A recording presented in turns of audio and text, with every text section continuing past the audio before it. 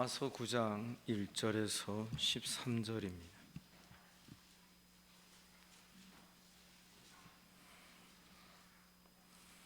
내가 그리스도 안에서 참말을 하고 거짓말을 아니하노라. 나에게 큰 근심이 있는 것과 마음에 그치지 않는 고통이 있는 것을 내 양심이 성령 안에서 나와 더불어 증언하노니,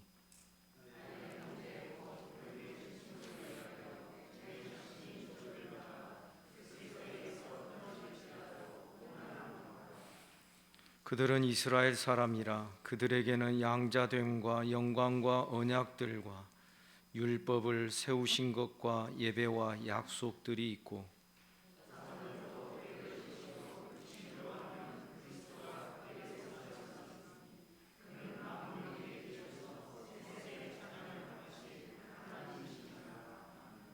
그러나 하나님의 말씀이 폐하여진 것 같지 않도다. 이스라엘에게서 난 그들이 다 이스라엘이 아니요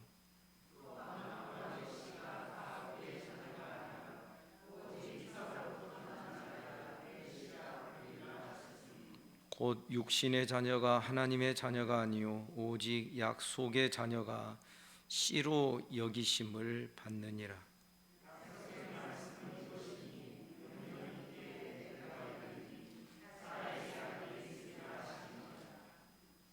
그뿐 아니라 또한 리브가가 우리 조상 이삭 한 사람으로 말미암아 임신하였는데,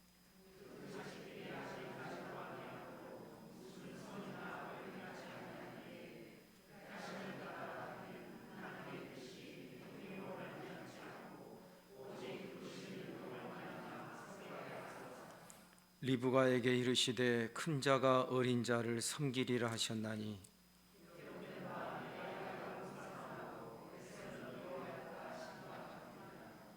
아멘.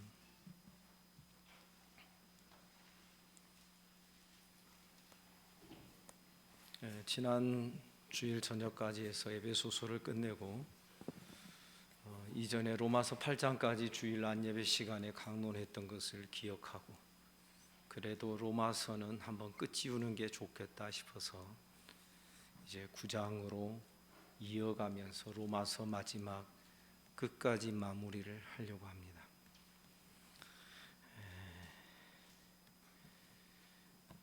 로마서 8장에서 우리는 위대한 선언을 들었습니다.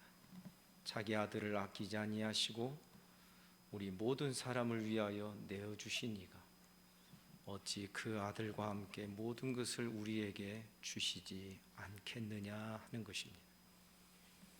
예수 그리스도 안에 있는 우리를 향하신 하나님의 그 극진하신 사랑을 이 세상에 어떤 것도 취소할 수 없고 어떤 것도 끊을 수 없다고 하는 이 놀라운 선언을 우리가 듣게 되었던 것입니다.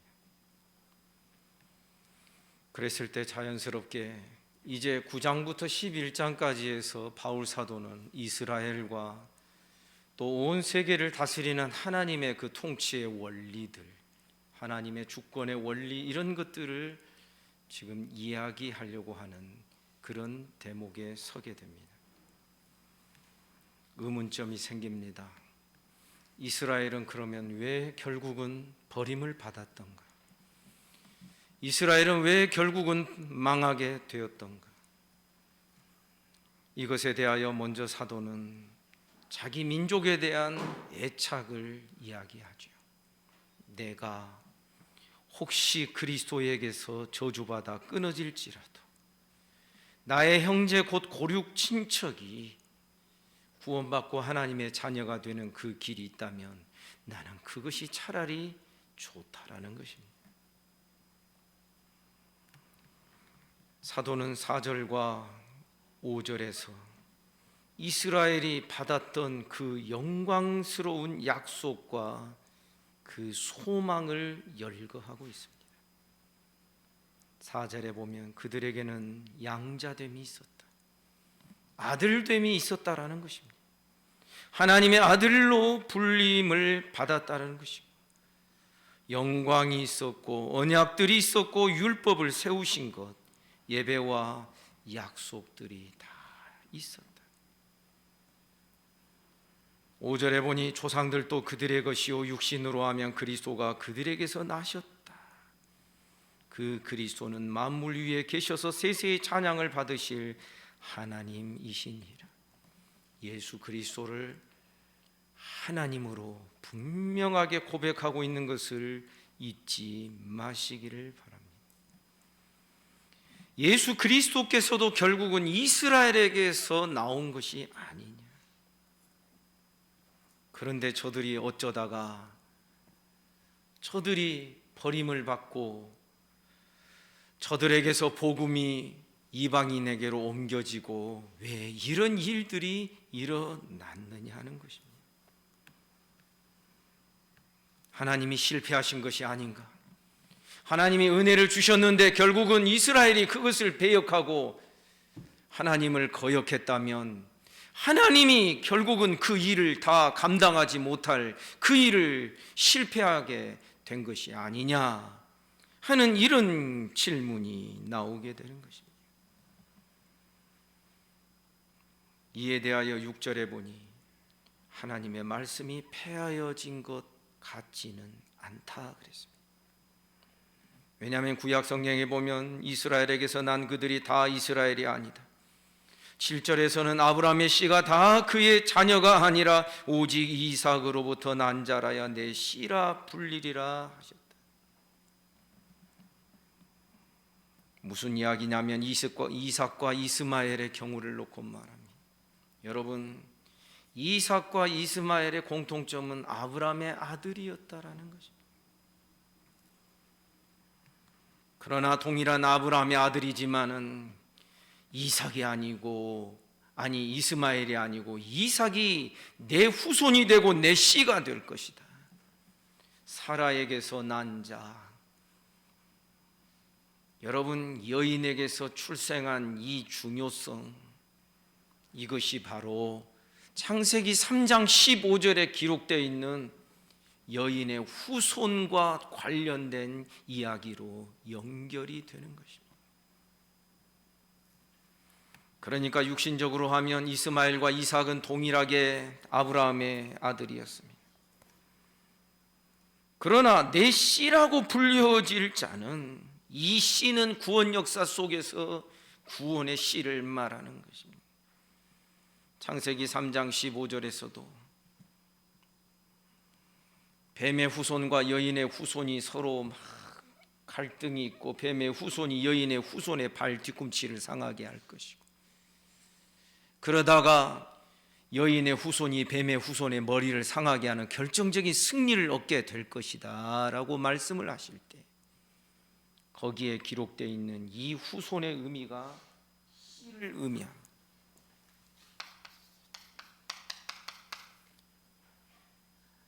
히브리어로는 제라 이렇게, 이게 바로 씨를 말하는 것입니다. 씨가 뭔지 아시죠? 종자입니다. 종자. 그래서 창세기 1장에서부터 제가 이 종자의 중요성을 제가 말씀드린 적이 있습니다. 하나님께서는 모든 세상 만물을 각기 종류대로, 종자대로 지으셨습니다. 씨 맺는 것에서는 씨가 나오고, 열매 맺는 것에서는 열매가 나오고, 그리고 사자에게서는 사자가 나오게 돼 있고, 사람에게서는 사람이 나오는데, 중요한 것은 우리 사람은 사람 종자가 아니라 하나님 종자였다고 하는 것을 창세기 1장이 우리에게 보여준다라는 것이죠. 왜요? 하나님 말씀하셨습니다. 우리가 우리 모양과 우리 형상을 따라. 모양과 형상은 동의어입니다. 우리가 우리 모양과 우리 형상을 따라, 쉽게 말하면 하나님이 샘플이 되고 하나님이 기준이 돼가지고 우리가 이제 사람을 만들자 그랬으니 우리 사람은 하나님의 씨앗이요 하나님의 종자들이었던 것입니다.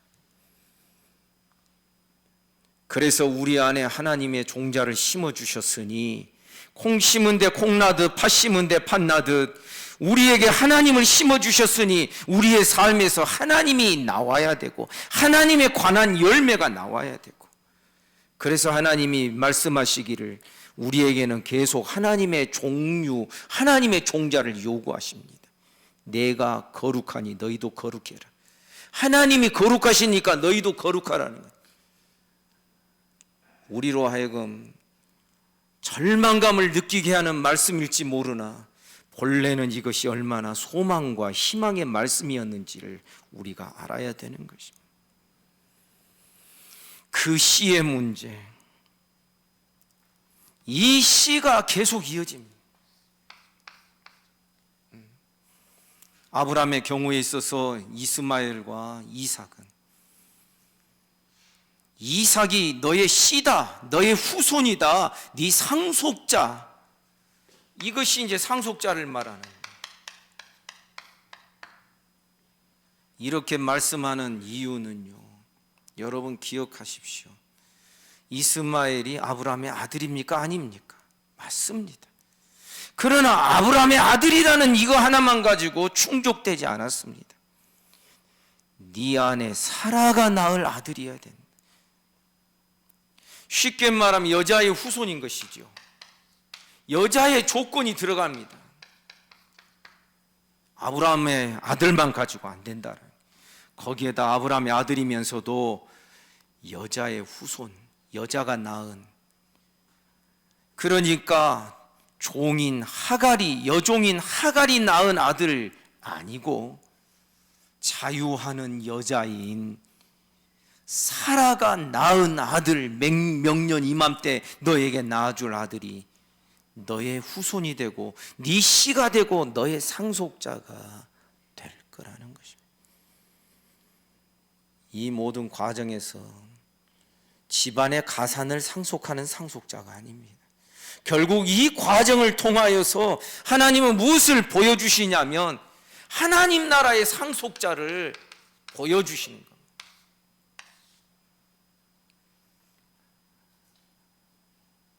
사랑하는 성도 여러분, 그래서 이스라엘에는 사실상 두 라인이 계속 흐르고 있다는 것을 우리가 아브라함의 아들이었지만, 혈통적으로는 아브라함의 아들이었으나 그러나 아브라함의 후사로 인정되지 않았던 이스마엘처럼 아무리 저들에게, 이스라엘에게 예배가 있고 언약이 있고 율법이 있고 약속이 주어지고 그러한 은혜가 베풀어졌지만은 저들은 하나님의 그 택하심 밖으로 행동하였기 때문에 결국은 저들은 약속의 자녀로 불림을 받지 못했다라고 그렇게 말씀하고 있는 것입니다. 모든 아브라함의 자손이 다 아브라함의 씨가 되는 것이 아닌 것처럼 모든 이스라엘이 다 구원받은 하나님의 백성이 될 수 없다고 하는 것. 이것이 하나님의 구약 성경의 하나님의 원리요, 구약 성경에 기록된 하나님의 뜻이라는 것을 우리에게 보여주는 것입니다. 성경은 처음부터 육적인 혈통을 염두에 두지 않았습니다. 그러면 무엇이 중요합니까? 약속입니다. 따라서 합시다. 약속입니다. 하나님이 이삭을 약속하실 때에는 이미 하나님께서 이삭을 택하심이 있는 것이고, 이 이삭과 이스마엘의 경우 이것이 갈라디아서에서는 또 매우 중요하게 설명되고 있다는 것을 우리가 기억해야 하는 것입니다. 이 모든 것이 어떤 것입니까? 11절에 보니 아직 나지도 아니하고 무슨 선이나 악을 행하지 아니할 때에 택하심을 따라 되는 하나님의 뜻이 행위로 말미암지 않고 오직 부르시는 이로 말미암아 서게 하려 하사, 택하심이 있다라는 것입니다. 그 택하심에서 제외되는 자가 있다라는 것입니다. 그런데 중요한 것은 이 택하심과 정하심을 이야기할 때에 우리는 우리 수준에서 자꾸만 생각을 합니다. 내가 하나님의 자녀가 되고 싶고 하나님 은혜도 받고 싶은데 혹시 하나님이 나를 택하지 아니하셨다면 나는 아무리 노력을 해도 결국은 아무것도 아닌 것이 되잖아.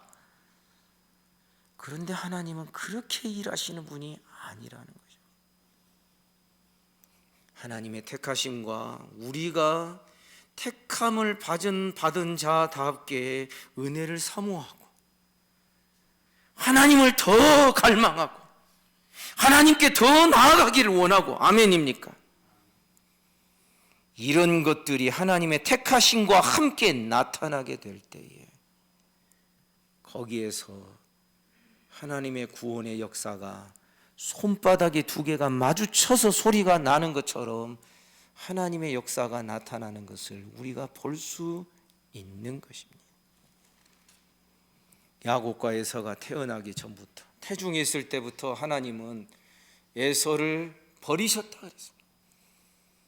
그런데 나중에 에서가 커서 가만히 보면 버림받은 행동을 합니다. 장자의 명분, 이 상속권을 얼마나 가볍게 여기는지 팥죽 한 그릇에 이 장자의 명분을 팔아 넘기는 것입니다. 이것을 히브리서에서는 에서가 망령되이 행한 것으로 그렇게 말씀하고 있습니다. 물론 저하고 같이 창세기를 공부해 본 분들은 아시겠지만 야곱이라고 해서 제대로 된 것은 아니었습니다. 하나님 나라 상속권을 팥죽 한 그릇으로 팔 수 있다고 생각하는 거나 살 수 있다고 하는 거나 똑같은 잘못인 것입니다. 그러나 야곱은 잘못된 방식이었으나 하나님의 나라의 상속자가 되는 이것을 간절히 사모하고 있었어요. 그래서 하나님께서는 야곱을, 이 잘못된 방식으로 행하는 야곱을 연단하시고 고치시기 위하여 하란으로 보내셔서 20여 년 동안 거기서 고난받고 연단받게 그렇게 하셨던 것입니다. 그리고 나중에 야복강가에서 야곱의 모든 육신적인 그런 욕망과 그 의지와 자기 방법대로 하려고 하는 그것이 야복강가에서 천사와 씨름하면서 다 부서지고 깨어지게 됐던 것입니다. 사랑하는 성도 여러분, 우리는 기억해야 됩니다. 우리 모두 하나님의 은혜를 깊이 사모하는 자들 되시기를 주님의 이름으로 축복합니다. 하나님의 약속과 은혜를 경홀히 여기지 맙시다. 이스라엘 백성들은 예배가 있었고 제사가 있었지만 그 예배와 제사를 얼마나 경홀히 여겼는지요. 그저 의무를 다하는 정도로 그쳤고 제사로 드릴 동물을 데리고 올 때는 눈먼 것 저는 것, 나중에는 신용만 예배하는 자가 되고 말았던 것입니다. 그러나 우리의 모든 예배가, 저녁 시간 좀 피곤하신가요? 조시는 분들이 좀 있어요. 그러면서 저는 저희 집사람을 쳐다봅니다. 그러니까 어디가 좋은지 아시겠죠? 우리 집사람 아니고요. 사랑하는 성도 여러분, 우리 모두가 하나님의 택하심을 받은 자들인 줄을 믿습니다. 그렇게 믿으라고 성경이 말씀합니다. 사랑하는 자들아, 너희의 택하심을 아노라. 그러면 우리는 어떻게 해야 되겠는가?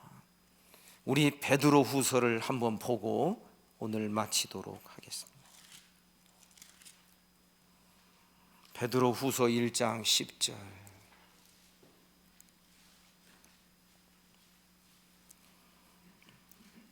베드로 후서 1장 10절 다 같이 함께 읽겠습니다. 시작. 그러므로 형제들아 더욱 힘써 너희 부르심과 택하심을 굳게 하라. 너희가 이것을 행한즉 언제든지 실족하지 아니하리라. 힘써서 너희를 부르심과 너희를 택하심을 굳세게 하라. 이것은 무엇이냐면 그 앞에 기록되어 있는 하나님께서 우리를 4절에 보면 하나님의 성품에 참여하는 자가 되게 하려 하셨다. 세상에서 썩어질 것을 피하여 신성한 성품, 하나님의 성품에 참여하는 자가 되게 하려 하셨는데, 5절 그러므로 너희가 더욱 힘써 너희 믿음의 덕의 지식을, 지식의 절제를, 절제의 인내를, 인내의 경건을, 경건의 형제 우애를, 형제 우애의 사랑을 점점 더 더해가는 거죠. 8절 이런 것이 너희에게 있어 흡족한 주 너희로 우리 주 예수 그리스도를 알게 게으르지 않고, 우리 주 예수 그리스도를 알게 게으르지 않고 열매 없는 자가 되지 않게 하려 합니다.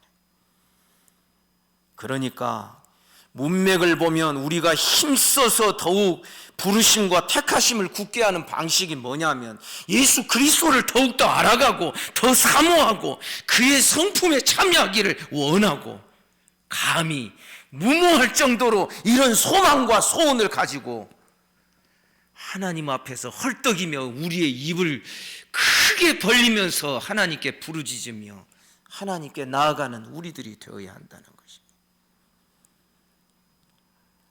오늘날 이 택하심과 예정하심이 우리를 잘못되게 만드는 사단의 작전이 있습니다. 뭡니까? 기계적 애정론이라는 것이 있습니다. 하나님이 나를 예정하셨으면 나는 가만히 있어도 나는 구원받을 거야. 이것처럼 악한 이론이 없다라는 것을 여러분 아셔야 됩니다. 성경은 말합니다. 갓난아이와 같이 순전하고 신령한 젖을 사모해라. 아멘입니까? 사모하는 것입니다. 택하심이 있다면 더욱 사모하고 더 간절하고 더 애절하고 더 하나님께 나아가고, 내 연약함이 있다 할지라도 내 연약함보다도 하나님의 택하심과 부르심이 더 강하다는 것을 믿음으로 바라보게, 무모하게 하나님 의지하여 주께서 우리를 데리고 가시고자 하신 저 마지막 지점까지 따라 나서는 것이 바로 이 택하신 자들의 모습인 것입니다. 하나님의 택하심은 영원전에 작정된 것이나, 우리는 우리들의 삶의 현실에서 하나님의 택하심이 현실이 되고 사실이 되는 이런 쪽으로 우리들의 삶이 진행이 되어야 하는 것입니다. 사랑하는 여러분, 사모하는 신앙 되시기를 주님의 이름으로 축복합니다. 졸지 마시고요. 여러분, 기도 왜 합니까? 누구를 위해서 기도합니까? 여러분, 직분 누구를 위해서 받습니까? 목사를 위해서 받나요? 예배 누구를 위해서 드립니까? 목사를 위해서 드리나요? 목사를 위해서 기도합니까? 그런데 우리는 가만히 보면 무슨 일이 있으면 예배부터 안 드리고 기도에 안 하고, 사람과의 문제가 있으면 제일 먼저 우리가 손대는 것이 하나님께 예배하는 것부터 딱딱 축소하기 시작을 합니다. 이것이 과연 우리가 하나님의 은혜를 사모하는 자들이라 말할 수 있겠습니까? 사랑하는 성도 여러분, 말씀을 들여다보시기를 바랍니다. 정상적으로 내 안에서 생명이 거듭난 그런 하나님의 백성이고 하나님의 자녀라면 내 속에서 생명을 사모하는 마음이 더 있어야 정상인 것입니다. 그러지 않습니까? 어린 아이들 보십시오. 새끼 새들 보십시오. 얼마나 입을 쩍쩍 벌리면서 어미 새가 먹어서 안에서 씹어놓은 것을 토해주면 막 그것을 받아 먹으려고 그럽니다. 갓난아이와 같이 순전하고 신령한 젖을 사모해라 그랬습니다. 예수 알아가는 것이, 예수님이 어떤 분이신지 더 알아가는 것이 너무나도 재미가 있고 즐겁고, 내 안에 계신 예수님, 내 안에 계신 성령님을 따라서 주님과 함께 동행하는 것이, 깊이가 생기는 것이 너무너무 그것이 간절하고 그것이 우리들의 바람이 돼요. 우리의 마음속에 그런 마음의 열정이 생겨나는 이것이 바로 우리가 하나님의 택하심을 받았다는 증거가 되기도 한다는 것입니다. 사랑하는 성도 여러분, 우리들의 신앙이 살아있는 생명의 신앙 되시기를 주님의 이름으로 축복합니다. 그래서 오늘 베드로전후서 1장에 있는 말씀과 같이 너희를 부르심과 택하심을 너희가 힘써서 굳게 해라. 일주일 동안 성경 한번 펼쳐보지 않으시는 분 손 한번 들어보십시오. 이것이 일주일이 아니라 한 달, 1년, 10년, 20년 내가 교회 다니면서 계속 이어지고 있는 말씀 생활 안 하는 일주일에 내가 살아계신 하나님 앞에 내가 무릎을 꿇고 하나님을 내 앞에 모시면서 기도하는 시간들을 최소한 30분 이상씩 안 갖는 분들 한번 손 한번 들어보십시오. 우리는 그런 영적 나태함에 빠져 있게 되면 택하심이 점점 무뎌지게 되고 둔해지게 되고 그렇게 될 수밖에 없는 것입니다. 이제는 우리가 새로워지기를 주님의 이름으로 축복합니다. 구약의 이스라엘 백성들이요, 결국 예배도 있고 영광도 있고 거룩도 있었고 하나님의 그 임재를 경험하고 만나도 먹었고 육신적으로는 우리 주 예수 그리스도가 그들의 혈통에서 태어나기도 하고 조상들도 그들의 것이었고 그랬지만 결국은 그들의 무감각함, 영적으로 어떤 교주주의적인 그런 함정 속에 빠져 있는 거기에서 벗어나지 못하는 그것으로 말미암아 하나님의 모든 은혜와 영광이 결국 점점 둔탁해지고 무뎌지게 되고 그렇게 해서 이스라엘은 나중에 하나님을 가장 모독하는 존재가 될 수밖에 없었다라고 로마서 1장에서 바울 사도는 말하고 있는 것입니다. 사랑하는 성도 여러분, 우리는 하나님의 택하심을 알고 있는 자들입니다. 전날에 우리에게 주셨던 은혜들 저는 아직도 기억합니다. 눈물로 기도하던 성도들의 기도 소리가 와글와글했던 그런 적들이 있습니다. 물론 지금도 소수지만은 기도하러 나온 성도들의 기도가 양에 차지 않는다라는 그런 뜻은 절대 아닙니다. 나를 십자가에 못 박으려고 애를 쓰고 여러분 은혜를 사모하는 우리 모두가 되기를 주님의 이름으로 축복합니다. 은혜를 사모하는 자는 끝까지 하나님께서 버리지 아니하실 줄을 믿습니다. 의인의 자손도 하나님이 버리지 아니하신다라고 약속하고 있습니다. 주님을 주님답게 섬기고 주님을 영화롭게 하고 주님을 참되게 예배하고 믿고 신앙하는 길로 날마다 우리가 한 걸음씩 전진하고 진보가 있게 되면 하나님께서 여러분들의 삶을 복되고 아름다운 광활한 세계로 하나님의 세계로 더 넓게 인도해 가실 줄을 믿습니다. 이런 은혜가 우리 모두와 함께 하시기를 주님의 이름으로 축복합니다. 기도하겠습니다.